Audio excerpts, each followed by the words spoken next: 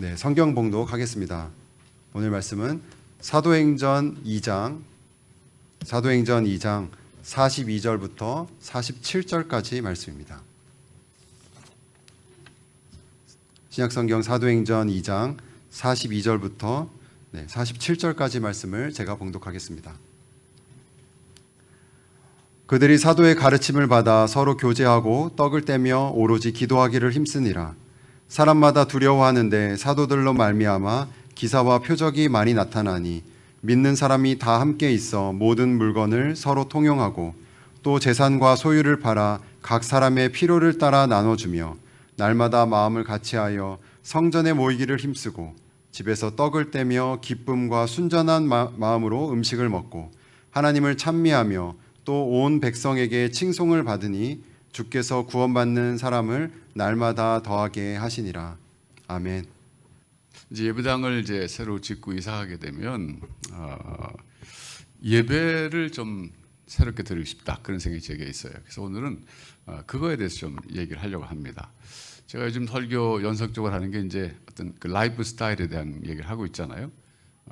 코로나 시절의 라이프 스타일은 뭐 비대면 라이프 스타일이 강화됐어요. 그러다 보니까 예배도 아주 비대면이 너무 활성화되어 있고, 그래서 이제 코로나 끝나고 나면 우리 교인들 가운데 여전히 교회 현장 예배 안 오시고 집에서 드리려고 하는 분들도 계실 것 같다, 이런 생각이 들어요. 비대면 예배는 계속 하려고 합니다. 이제는 뭐 이건 하다 또 안 할 수 없는 상황이 되어버렸고, 이제 그러면서 이제 새롭게 생각되는 것은 예배라고 하는 것이 우리의 라이프 스타일에 굉장히 비중 있는 하나의 요소잖아요. 여러분, 예배라는 것이 뭔지 한번 생각해 보세요. 예배는요, 하나님과 관계 맺는 일종의 방식입니다. 우리가 하나님과 관계를 맺어서 긴밀한 관계가 되고, 그래야 우리가 인생을 살아가면서 하나님과 소위 동행하는 삶을 살 수 있거든요. 그러니까 성경에서 우리가 부러워하는 인물들이 누구냐면 하나님과 동행했던 인물이거든요. 에녹이 그렇잖아요. 또 다윗도 그랬습니다. 어디를 가든지 하나님이 다윗과 함께 하셨다, 그런 말씀을 하고 있는데, 그 말은 하나님과 동행한 사람이라는 뜻이거든요. 여러분 한번 솔직히 한번 생각해 보세요. 지금 여러분 스스로가 느낄 때 굉장히 주관적인 느낌인데, 나는 하나님과 동행하고 있다, 이렇게 느끼는 분들 많지는 않을 거예요. 왜냐하면 하나님 저 멀리 계시는 것 같고, 항상 나하고는 조금 관계가 안 좋은 것 같고, 뭐 좀 나를 좀 소홀히 대하신 것 같기도 하고, 이런 느낌 많이 들잖아요. 그런데 그게 주관적인 거거든요. 사실 객관적으로 하나님은 누구나 동일하게 늘 함께 하시거든요. 내가 못 느낄 뿐이라고요. 근데 어쨌든 간에 중요한 것은 주관적으로도 확신 갖고 느낌을 갖고 하나님과 동행하는 삶이 굉장히 힘이 되거든요. 이게 중요해요. 그런데 그런 하나님과 동행하는 그런 삶을 산다는 확신을 갖기 위해서 필요한 것이 예배에 참여하는 겁니다. 여러분, 제가 이제 미국에 있을 때 그 이민교회에서 좋은 점 하나는 뭐냐면, 할아버지 할머니 또 뭐 자녀들 그리고 손자 손녀들 전부 주일날 되면 한 교회에 모여서 예배드려요. 그러니까 주중에 바빠서 못 만나다가도 그러니까 주일날 되면 한번 다 만나게 되거든요. 그러니까 만나서 같이 식사하게 되고, 그러니까 그것이 정기적인 모임이 돼버립니다. 저는 그것이 가족들의 친밀감을 강화하는 데 굉장히 좋은 방법이라고 저는 생각해요. 그것이 필요하죠. 근데 여러분, 한국 어떻습니까? 뭐 요즘 좀 많이 이제 덜해졌지만 제사를 드리잖아요. 1년에 한 번씩. 그럼 집안에서 제사 드린 집안은 뭐 특별한 큰 제사가 있을 때는 흩어졌던 자녀손들 다 모이지 않습니까? 모여가지고 자기 조상들의 뜻을 다시 한번 되새기면서 그분들이 우리 후손들이 외게 하신 일을 또 뒤돌아보면서 고마움을 표현하면서, 그러면서 그 조상과의 관계를 다시 한번 확인하는 거거든요. 그러니까 예배라는 것은 일종의 종교 제사 의식과 같은 겁니다. 종교 의식이에요. 오늘 본문에 보면은 초대교회 세 번째 모습이 떡을 떼며 기도하기를 힘썼다, 그 말씀이 나오잖아요. 떡을 뗐다는 것은 성만찬이거든요. 또 기도를 하는 것도 이게 예배니까. 그래서 오늘 제가 예배에 대해서 말씀을 드리고 있는 것인데, 예배라는 것은 우리가 하나님 앞에 나와서 감사할 것을 감사하다고 고백하고, 또 그분이 주시는 은혜를 또 받고, 그러면서 하나님과의 관계가 돈독해지는 그런 시간이고 하나의 좋은 방법이에요. 자, 그런데 우리가 지금 비대면 예배를 드리고 있는데 여러분 한번 생각해 보세요. 이 비대면 예배는 예배로 인정하고 있죠. 우리가 어쩔 수 없이 받아들이고 있잖아요. 그런데 중요한 게 빠진 게 있습니다. 뭐냐 하면 성도들과의 공동체 의식이 약화되고 있어요. 자, 성경으로 돌아가서 한번 생각해 봐요. 우리가 예배라고 할 수 있는 형식이 시작된 때가 언제입니까? 아브라함 때는 아닙니다. 아브라함 때는 사실 제사였어요. 제사도 일종의 예배는 예배죠. 근데 출애굽하고 나서야 비로소 예배가 시작됐다고 볼 수 있어요. 출애굽하고 나서 시내산에 왔을 때 하나님 모세를 통해서 율법을 주셨는데 거기 예배에 관한 규례가 다 들어있잖아요. 제사에 대한 제대로 된 규례가 들어있는데 비로소 예배라는 것은요, 하나님과 나의 개인적인 관계 속에서 드려지는 예배 의식이 아니라 공동체로 드리는 예배 의식입니다. 그러니까 예배의 중요한 것은 공동체가 빠지면 안 된다는 거예요. 그러니까 구원받은 공동체가 구원해 주신 하나님께 나와서 감사와 찬양을 올려드리는 것이 예배라는 것입니다. 그러니까 그런 점에서 볼 때 진정한 예배의 시작은 구약에서 출애굽 이후에 이루어졌다고 해도 과언이 아닙니다. 그러니까 오늘같이 이렇게 비대면 예배 드릴 때는 공동체 의식이 없는 거예요. 그냥 같은 시간대만 모이죠. 장소는 달라요. 그러다 보니까 굉장히 아쉽습니다. 그래서 예배라고 하는 것은 같은 시간대일 뿐만 아니라 같은 장소에 모여서 공동체로 하나님 앞에 나가서 예배드리는 것이 굉장히 중요한 면이에요. 뭐 얘기가 이제 두서없이 나갈지 모르지만은 미국 교회하고 이제 한국 교회, 뭐 넓게는 서양 교회와 동양 교회 차이점 중에 하나가 뭐냐면 공동체 의식의 약화, 공동체 의식의 강점 이게 있어요. 뭐냐면 한국 교회는 또 넓게 보면 이제 동양에 있는 그 교회는 공동체 의식이 강합니다. 서양 사람들은 공동체 의식이 굉장히 약해요. 근데 예배는 공동체로 나가야 되는 거예요. 개인적으로 골방에서 내가 하나님께 예배한다. 그건 특별한 상황에서는 이해할 수 있지만 정상적인 상황에서는 그렇게 예배드리면 안 되는 거예요. 같이 예배드려야 되는 거예요. 영어에는 보면 이제 이 personal이라는 단어를 많이 써요. 뭐 personal relationship with God. 제가 이제 영어로 된 경건서를 읽다 보면 그 단어 굉장히 많이 나와요. personal evangelism, 개인 전도. 근데 우리는 말은 그걸 퍼스널을 개인이라고 말을 번역했어요. 인격적이란 말로도 번역할 수 있는데 개인이라고 하는 말로도 주로 번역합니다. 그러니까 individual이라는 말하고는 좀 다르지만 뉘앙스가 다르지만 그래도 영어에서 personal 그러면 상당히 좀 이 개인적이라는 것이 강화되는데 그러니까 큐티라는 거 생각해 보세요. 큐티가 뭐냐면 하나님과 1대1로 나 혼자 조용한 시간에 조용한 장소에서 교제하는 걸 quiettime이라고 그러는데 굉장히 퍼스널합니다. 굉장히 개인적 관계가 강화되는 거예요. 그러니까 서양 사람들의 그 강조는 뭐냐면 personal relationship with God. 이게 굉장히 강조가 되고 있어요. 하나님과 개인적 관계가 강화돼야 된다. 인격적 관계가 강화돼야 된다 그러는데 새벽 기도하고 큐티의 차이점이 뭔지 아세요? 새벽 기도는 공동체로 하나님께 나가서 기도하는 것이고 큐티는 혼자 기도하는 거예요. 그러면 뭐가 좀 더 성경적이냐? 저는 당연히 성경적인 것은 공동체로 나가는 것이 성경적이라고 생각해요. 그러니까 이게 뭘 말하냐면 사실 예배라고 하는 것은 하나님과 관계 맺는 방식이기도 하지만은 중요한 것은 나의 정체성을 확인하는 시간이에요. 여러분 1년에 한 번 제사 드린다. 뭐 최씨 집안 제사 드린다. 김씨 집안 제사 드린다 그럴 때 그게 뭡니까? 모든 흩어졌던 자녀들이 큰 제사 드릴 땐 다 와갖고서는 너는 누구냐? 나는 최씨 집안의 뭐 몇 대 손이다 이러잖아요. 저는 이 익평공의 23대 손인가 그러더라고요. 제가 이제 우리 조상 그 어디죠? 원당에 그 이익평공에 그 산소가 있어요. 그래서 1년에 한 번씩 쌍십절에 모이는데 제가 한 2번 가봤어요. 그때 가서 배운 게 나는 이익평공의 23대 손인가 그거 배웠어요. 그러니까 거기는 전부 모이니까 단양이 씨들이 전부. 그러니까 공동체로 모여서 제사라는 것은 예배 일정이잖아요. 나는 누군가를 확인하는 시간이에요. 근데 나는 누군가를 확인하는 것이 굉장히 중요합니다. 사람이 인생을 건강하게 살아가려면요. 세상 속에서 건강하게 살아가려면 건강한 정체성이 있어야 돼요. 근데 예배라는 것은 모여가지고 하나님 앞에서, 즉 하나님 누굽니까? 우리의 구원하신 구원자이시고 우리의 창조주실 뿐만 아니라 우리의 아버지시다라는 거예요. 이걸 다시 한번 확인하는 시간이 예배 시간이에요. 근데 그것은 우리의 하나님이고 우리 아버지지 나의 하나님, 나의 그 아버지가 아니라는 거예요. 그러니까 공동체로서 구원받은 백성들이 함께 모여서 그 구원받은 감격을 찬양하고 감사를 고백하고 우리의 또 때로는 죄를 또 함께 자백하면서 옆에 있는 사람과 내가 하나라는 것, 나는 하나님의 자녀들 속에 있는 하나의 일원이라는 것, 그 정체성을 확인하는 시간이 예배 시간입니다. 네, 이게 굉장히 중요한 거예요. 신앙생활을 건강하기 위해서는 그런 예배 참석해서 나도 하나님의 백성의 일원이다 하는 것을 의식하는 게 굉장히 중요합니다. 근데 비대면 예배는 뭐예요?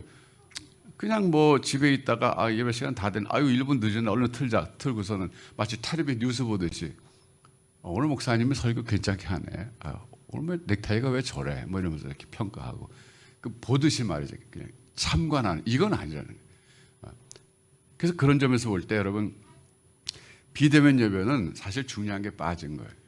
같은 시간은 같은 시간이지만 장소가 틀리기 때문에 공동체 의식이 없고 자기 정체성을 그 공동체 속에서 확인해야 되는데 그게 없다는 거예요. 아까 우리 손성 목사님이 성경 쓰기 참여하라고 부탁드렸는데 저는 꼭 부탁드리고 싶어요. 여러분 자녀들도 잘 쓰도록 가서 단 한 문장이라도 쓰게 하세요. 저는 우리 유엘이가 쓸 수 있을지 모르겠어. 걔가 쓸 수 있을까 모르겠네. 펜을 주고 같이 써주면 쓸 수 있을까 모르겠는데 리엘이까지는 쓸 수 있을 것 같아요. 그 왜 제가 그렇게 생각하냐면 이게 이제 여러분 성경을 잘 써가지고 우리 입당 예배 때 하나님 앞에 우리가 뭐 별거 아니지만 우리로서는 정말 정성을 모은 것 하나님께 드리려고 그러는데 20년, 30년 지나갔다고 생각해 보세요. 그때 뭐 해외 나가 살다가 뭐 유학 갔다가 아이들이 커가지고 인생 살다가 이제 자기가 한국에 와가지고 참 우리 다육계 다녔는데 다육계 가보자. 갔는데 성경책이 있는데 한 권밖에 없는 게 세상에. 그 열어보니까 내 글씨가 거기 있어요. 우리 엄마 글씨 거기 있고 돌아가셨지만 우리 아빠 글씨도 거기 있어요. 돌아가셨지만 그걸 볼 때 걔가 뭘 생각하겠어요? 여긴 내 영적인 고향이다. 그래, 나에게는 하나님이 계시고 나에게는 옆에 있는 성도, 다육계 성도, 나를 아는 아무 장로님, 권사님 다 나를 사랑해 주신 그분들 그 따뜻한 사랑 속에 잠길 때 그 아이가 인생을 다시 새롭게 살아갈 힘을 얻는 순간이 될 수 있다는 거예요. 얼마 전에 이제 6.25가 되니까 이제 그 뭐 미국의 그 참전 용사들 가족들을 한국 정부가 초청해가지고 뭐 관광도 시켜드리고 그랬더라고요. 참 전 좋은 일 했다고 생각해요. 근데 어디 그 국립묘지에 이렇게 전사자 명단을 대리석에다 다 써놨더라고요. 그랬더니 가족들이 자기 가족 이름 찾느라고 그 이름 얼마 되겠어요? 그 딱 한 줄밖에 안 되는 그거 찾느라고 막 찾아갖고 찾은 다음에 얼마나 감격의 눈물을 흘리는지. 여러분 기록이라고 하는 것이요 얼마나 사람에게 중요한 건지 몰라요. 제가 미국에 있을 때 그때 어느 동굴을 갔어요. 뭐 엄청나게 큰 동굴이에요. 마치 종류석 가지고 파이프업으로 가는 만들어 놨더라고요. 거기 어떻게 그 소리를 다 안 내더라고. 근데 저는 그거보다 더 감동적인 게 뭐였냐면요. 한쪽 구석인데 비석이 서 있더라고. 왜냐하면 그 마을 출신들로서 6.25 전쟁에 참전했다가 죽은 사람들 이름이 거기 있더라고요. 나이를 보니까 18살, 19살이에요.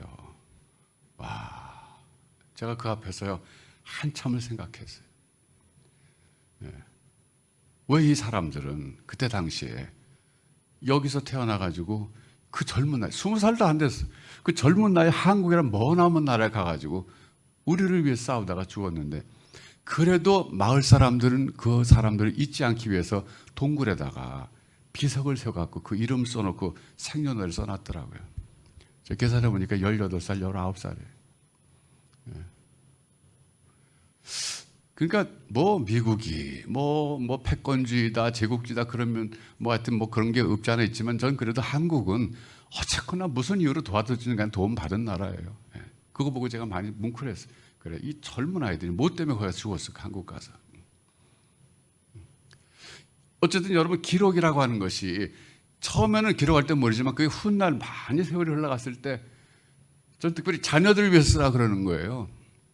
여러분 자녀들에게 다육교회는 모교회가 돼야 됩니다.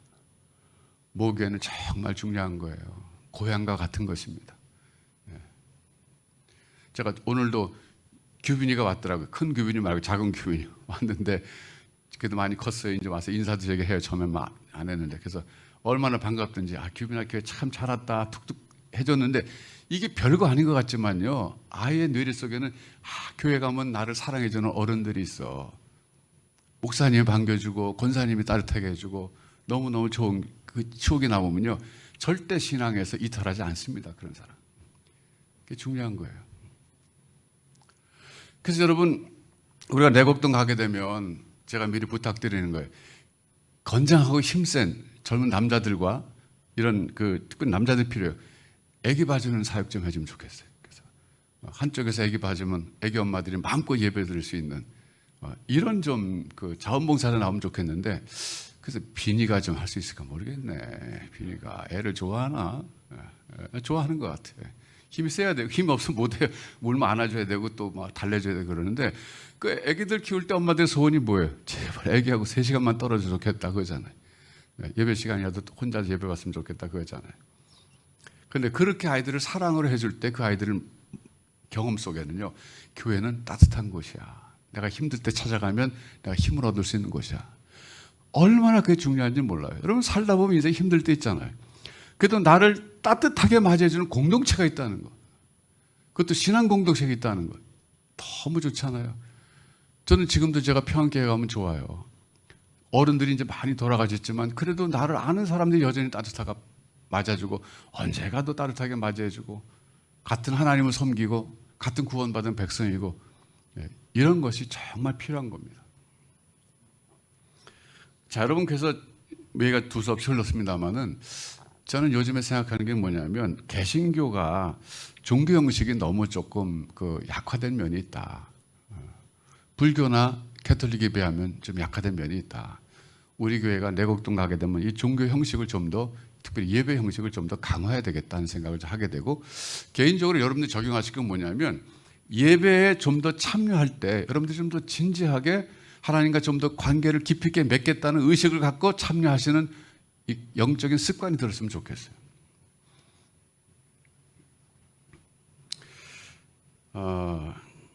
제가 이제 가게 되면요 내곡동에서는 예배를 좀 몇 가지 다양하게 드리고 싶어요. 늘 YMCA에서 하고 싶었는데 환경이 뒷받침 안 해서 못했는데 우선 몇 가지 예배를 드리고 싶으냐면은 적어도 3가지 예배를 드리고 싶어요. 3가지 형태로. 첫째 뭐냐면 전통 예배 드리고 싶어요. 전통 예배. 트래디셔널 월십 서비스죠.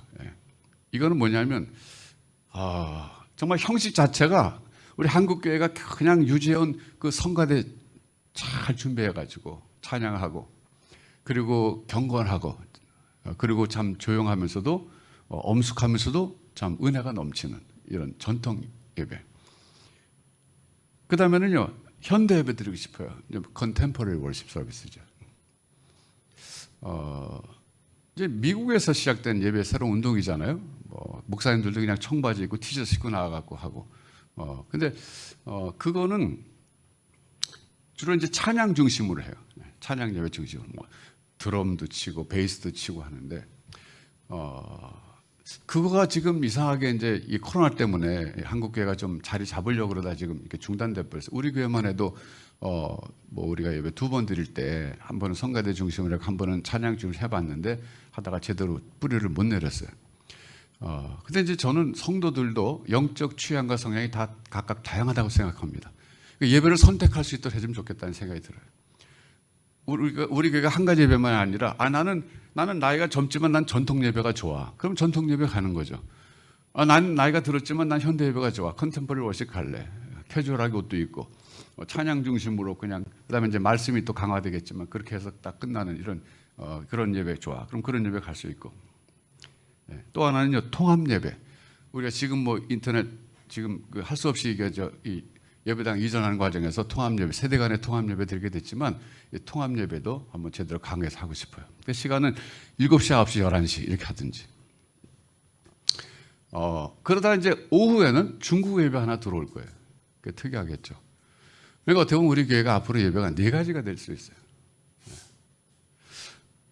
시간이 별로 없기 때문에 그냥 간단히 말씀드리는데 또 수요 예배 때는요. 저는 이렇게 하고 싶어요. 매주 그렇게 하겠다는 건 아닌데 패널 중심의 형식의 예배를 드리고 싶어요. 뭐냐면 제가 늘 생각했던 것 중에 하나는 뭐냐면 성도들은 신앙생활을 하는데 일반적으로 궁금증이 많은데 그걸 물어볼 기회가 없어요. 그래서 어느 날은 수요 예배 때 목사님들이 쫙 단상에 앉아갖고 물론 찬양도 하고 이제 형식 갖추지만 그다음에 설교 시간이 아니라 질의응답 시간 가지면 좋겠어요. 성경에 대한 것도 물어봐도 좋고 신앙생활에 대한 거 물어봐도 좋고 자기 현재 신앙 상담 공개적으로 해도 좋고 그래서 뭔가 two-way communication이죠. 이 설교라는 것은 완회이거든요. 일방적이거든요. 그러니까 성도들이 궁금해하지 않는 것도 그냥 막 해야 되고 성도들은 내가 궁금하지 않은 것도 들어야 되고 그러거든요. 그런데 수요일만큼 좀 평일이니까 좀 어떤 교육의 효과를 높이기 위해서라도 그런 그 질의응답 이런 형식의 수요예배 형식도 괜찮지 않을까. 뭐 매주 그렇겠다는 건 아니고 또 여름 같은 때는요 주일 저녁에는 정말 온전한 찬양 예배만 들으면 참 좋겠다는 생각 들어요.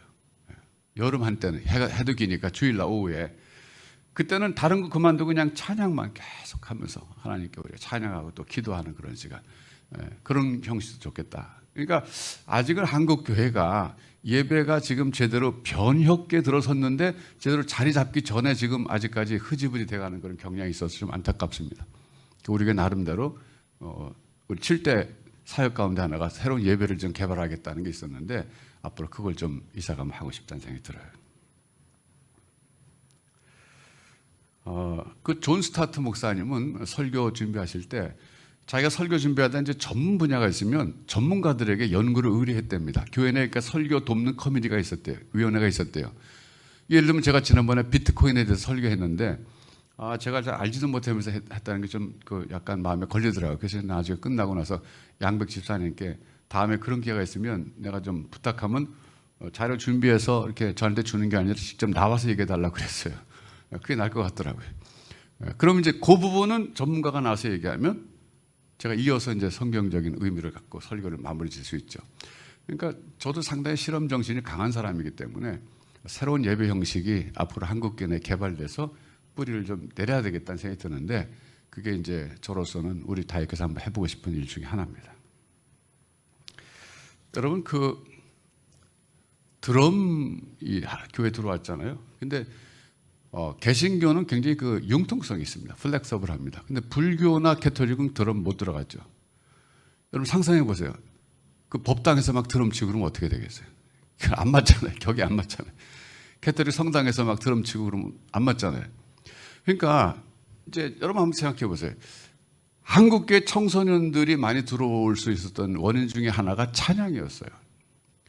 그 중에 큰 공로를 세운 게 베이스와 드럼이었거든요. 근데 개신교는 그걸 받아들이는데 거부감이 없었어요. 처음엔 거부감이 있었어요. 우리 자랄 땐 미안해 라떼 얘기해서 라떼는 기타도 못 치겠어요. 본당에서. 근데 사실 이게 역사를 보면요 무서운 거예요. 피아노만 치게 했는데 피아노가 옛날엔 술집에서 연주됐었던 그 악기라는 거 아세요? 예. 그때는요 교회 피아노 들어갈 때 엄청난 핍박을 받았어요. 왜 교회 피아노가 들어오냐? 경건치 못한 그런 악기가. 근데 뭐 나중에 피아노가 막 정석처럼 되어버렸는데 어쨌든 이 불교나 캐톨릭은 드럼을 받아들이기는 어렵죠 분위기상.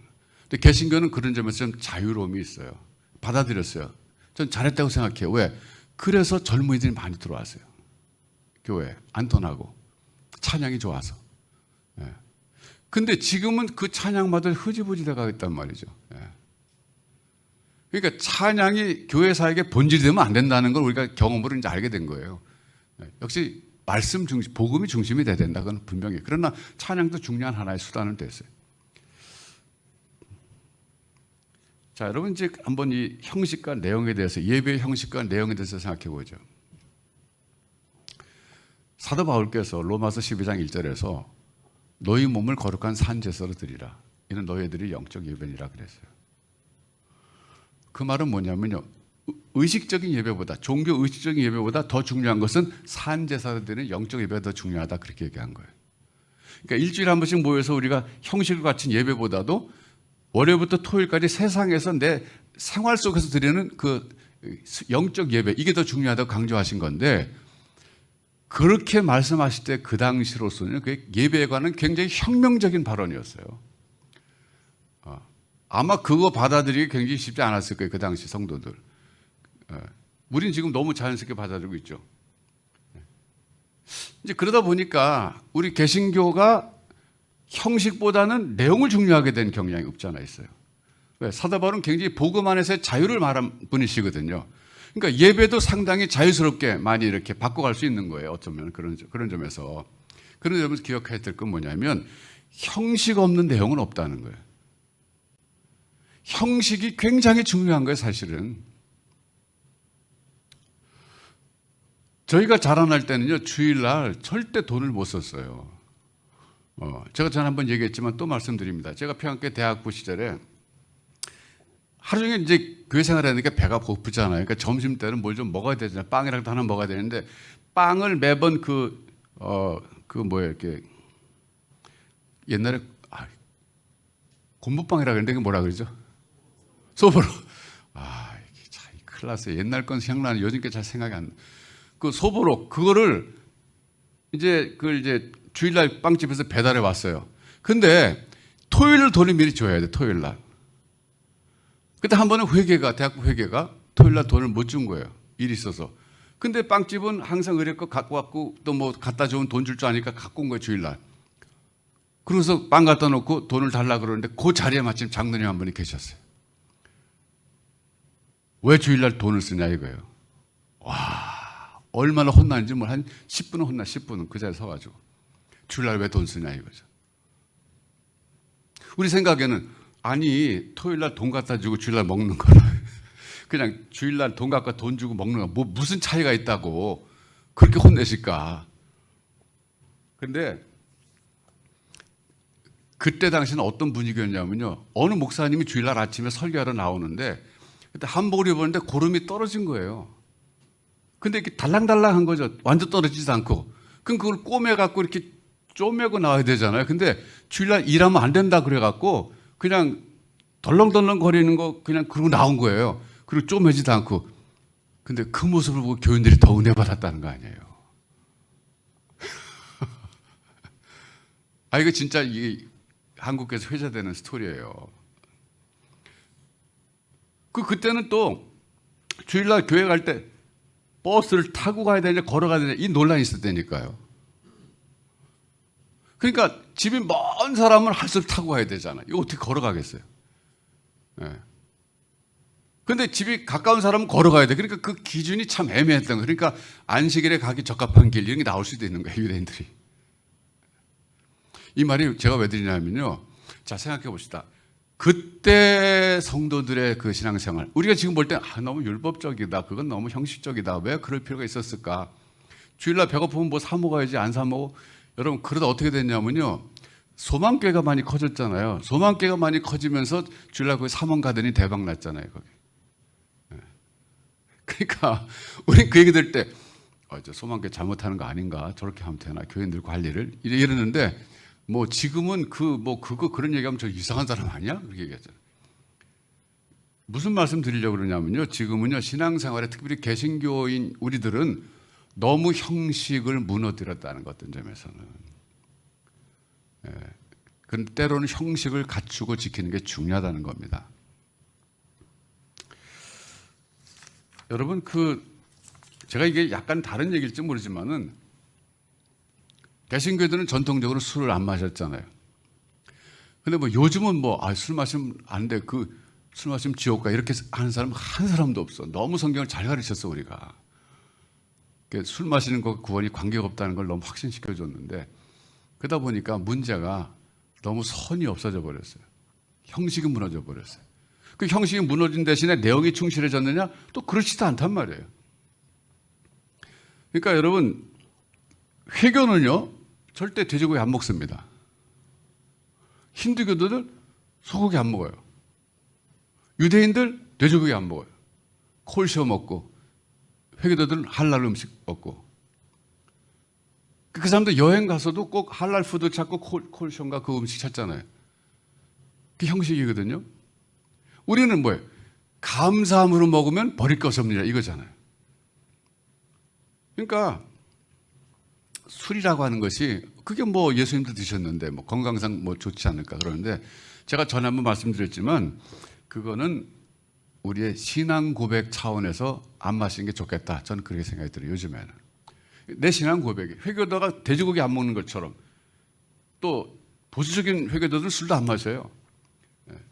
그러니까 그게 무슨 죄가 돼서가 아니라 자기의 경건한 신앙 전통을 지키겠다는 어떤 의지라고요. 그게 일종의 신앙 고백이 된 거예요, 이제는.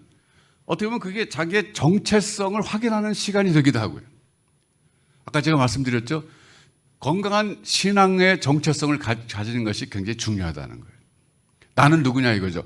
나는 왜 술을 안 먹어야 돼? 나는 왜 돼지고기를 못 먹어? 왜 안 먹어야 돼? 나는 왜 소고기를 안 먹어야 돼? 그럴 때마다 그 사람들이 갖는 것은 나는 회교도잖아. 나는 힌두교도잖아. 나는 기독교이잖아. 이 정체성을 다시 한번 확인하게 된 순간이거든요. 또 다른 사람들이 당신이 왜 돼지고기 안 먹어요? 우린 돼지고기 안 먹습니다. 왜요? 저는 회교도입니다. 이렇게 신앙 고백하는 거거든요. 근데 그런 것들이 사실은요, 바꿀 수 없는 가치들이에요. 참 의미 있는 것들이에요.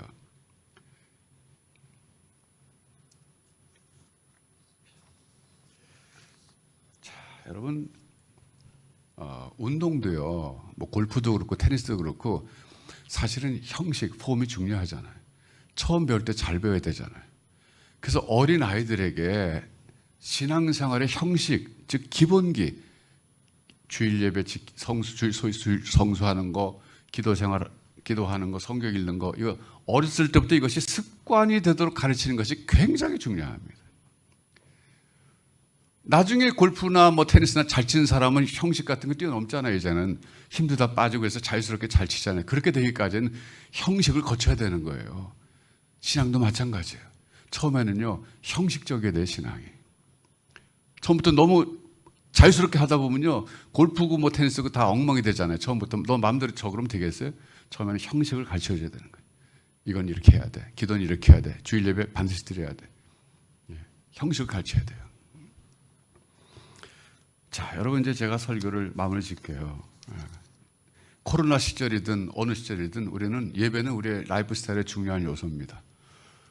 다만 코로나 이후에는 우리가 비대면보다는 현장 예배 많이 드렸으면 좋겠고, 정부 지침이 어떨지 모르지만 그 백신 맞은 사람들은 모여서 예배 좀 많이 드려도 되는 거 아닌가요, 점점?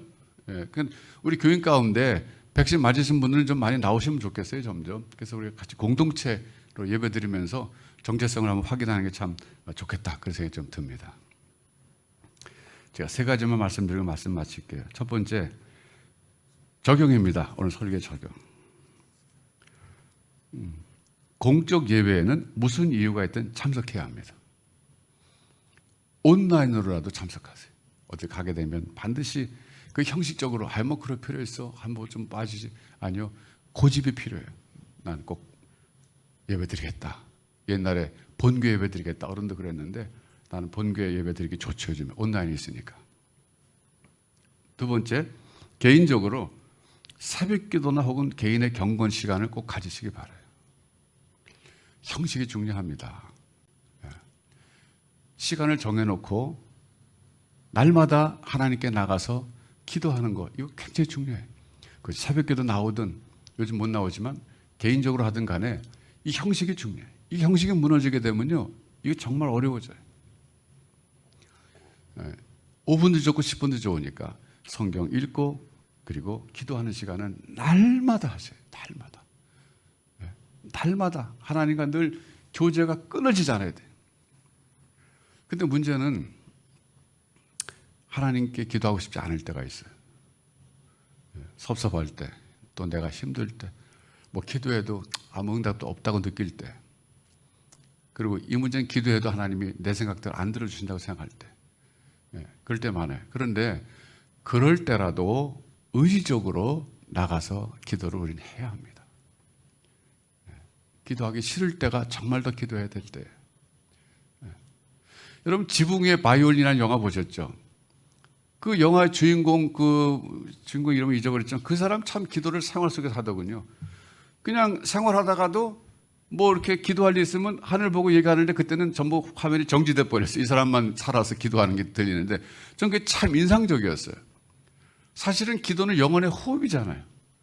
그러니까 호흡 안 하면 죽잖아요. 할 수 없이 호흡해야 되잖아요. 그러니까 기도하기 싫을 때라도 기도해야 돼요. 그 방법 뭡니까? 시간을 정해놓는 거예요. 난 그 시간엔 내 기도한다. 제가 존경하는 오늘 목사님은요, 목사 되기 전에 이분이 낮 12시에는 꼭 기도하겠다 정해놨대요. 어느 회사에서, 조그만 회사에서 일하는데 점심시간이잖아요. 그러면 점심시간이 1시간이니까 가서 기도하면 시간이 짧잖아요. 그 앞에 영락교회가 있었대요. 영락교회를 막 뛰어가가지고 거기서 기도를 한 30분 정도 하고 30분 동안 얼른 밥 먹고 또 잠을 들어갔대요. 그러니까 시간을 정해놓는 게 중요한 거예요. 하나님과의 약속이죠. 하기 싫어 할 수밖에 없잖아요. 예. 그렇게 하는 것이 나의 영적 건강에 좋아요. 여러분, 밥맛이 있을 때만 밥 먹어요? 아니요. 밥맛이 없어도 내가 살기 위해서는 밥을 먹어야 되는 거예요. 하나님 말씀도 내가 읽기 싫어도 읽어야 되는 거고, 기도도 시간 정해놓고 해야 되는 거예요. 마지막 세 번째입니다. 이거는 우리 가정의 자녀들 둔 제가 부모님들이 부탁드리는 거예요. 가정 예배 드리세요. 가정 예배 드리세요. 제가 어저께 수아하고 좀 얘기를 해봤어요. 가정 예배 걔 어렸을 때 드렸거든요. 그러니까 아이들이 이제 커서 떠나가니까 가정 예배 저희도 못 드려요. 그런데 아이를 키울 때는 드렸어요. 근데 지금 돌이켜 보니까 제가 수아하고도 그런 얘기 좀 했죠. 글쎄 뭐 그 시간이 한 15분, 하루에 15분 정도밖에 못 했어요. 그냥 찬송 하나 읽고 찬송 하나 부르고 성경 한 뭐 10구절 읽고 제가 거기에 대해서 간단히 설명해 주고 그리고 뭐 기도하고 마쳤는데, 그 시간에 제가 한 게 뭐냐면 그래도 잠깐 성경 읽고 제가 설명해 줬어요. 미국 가서도 했고, 그래서 어려운 한국어 단어는 한국말 가르친다는 차원에서 설명해 주고, 성경 구절 좀 깊이 있는 의미가 있을 때는 그 뜻을 설명해 주고 그랬는데, 저는 그게 저로서는 부모 교사로서의 역할을 하는 순간이 아니었는가 싶어요. 여러분, 그 일본에 검도 집안이 있어요. 유명한 검도 집안이 이렇게 대를 이어서 내려오잖아요. 근데 그 검도는 그 집안의 그 자녀들로 이어지더라고요. 후계자가. 제자들 가운데 탁월한 사람이 있지만 결국 그 집안의 후계자를 이기지 못한다 그러더라고요. 그런데 놀라운 사실은 뭐냐면요. 그러면 그 후계자로 된 아이는 검도를 하루에 몇 시간이나 배우느냐? 하루에 몇 분이나 연습하냐 그랬을 때 30분 이상 하지 않는데요. 그냥 학교 갔다 와서 그냥 30분 정도만 하면 끝. 근데 그 어려서부터 그 집안이 자라나면서 그 몸에 뱄기 때문에 그 후계자를 이길 수 있는 다른 제자가 없다는 거예요. 저는 정말 그걸 쭉 보면서 많은 걸 생각했어요. 신앙이라고 하는 것을 자녀들에게 물려주고 싶어서 우리가 애를 쓰는데 따로 시간 내서 자녀들에게 신앙교육 시킬 시간이 사실 없어요. 제일 중요한 것은 신앙을 생활 속에서 보여주는 거고, 좀 구체적으로 종교 의식을 행한다면 가정예배예요. 가정예배. 그래서 여러분, 자녀들 지금 아직까지 품 안에 있을 때 여러분 가정예배를 꼭 드리세요. 오늘의 양식 좋잖아요. 오늘의 양식대로 하세요. 오늘의 양식이 원래 개인의 경건을 위해서 만든 거예요. 미국에서. 미국 사람들이. 그때 제가 할렐루야 교회 있을 때 담당 교육자를 했었거든요. 김상국 목사님 오셔서 이걸 번역해서 이제 한국어로 출판하시겠다 그랬을 때 제가 이제 담당 교육자가 돼서 했는데, 그때 미국 사람들 아워 데일리 브레드에 없는 걸 추가한 게 뭐냐면 찬송을 집어넣었어요. 거기다. 왜? 예배 형식으로 쓰라고. 가정 예배용으로 쓰라고. 찬송을 집어넣고, 그리고 그걸 가정 예배용으로 바꿔서 하라고 계속 강조했어요. 이거 가지고 가정 예배 드리면 돼요. 찬송 부르고 그 성경 읽고 그리고 거기 설명해 준 거 읽고, 그리고 추가로 아빠가 아이들에게 좀 설교, 지루한 설교를 말고 간단하게 성경 설명해 주고 주기도만 하고 예배 마치면 되죠. 그게요, 이슬비에 옷 젖는다고 정말 중요한 신앙교육이에요. 그리고 그 집안에서 자라나면서 그 집안이 작은 교회가 돼가지고 아이들에게 정체성을 계속 가르쳐주는 방법이에요. 우리 엄마 아빠랑 우리는 하나님 믿는 사람이고, 그리고 그때 가정에 어려운 문제 놓고 같이 기도하는 거야. 아이들이랑 뭐 사업이 안 되면요, 아이들이 공부해서 지금 아빠 직장이 좀 어려워, 같이 기도하는 거예요. 기도했는데 응답되면요, 아이들은 기도 응답을 그렇게 배우는 거예요. 따로 배울 게 없어요. 이게 굉장히 중요한 거예요. 제가 우리 다육교회 성도님들 오늘 다시 한번 제가 부탁드려요. 가정 예배 다시 한번 회복해 보세요. 자, 여러분 이제 개인적으로 뭐 우리 가정 예배 뭐 우리 드릴 형편이 못 돼요. 그런 분들은 개인적으로 여러분 하나님과 동의하는 삶을 살기 위해서 너무 형식 없는 신앙생활 하지 마시고 좀 형식을 다시 한번 회복해 보세요. 특별히 예배에 대해서 내 지금 예배가 제대로 드려지고 있느냐, 내 개인 기도 생활이 제대로 이루어지고 있느냐, 여러분 깊이 있게 한번 생각하시면서 돌아보시면서 다시 한번 영적인 부흥이 여러분의 심령 속에서, 가정 속에서 일어나기를 주님의 이름으로 축원합니다. 기도하겠습니다.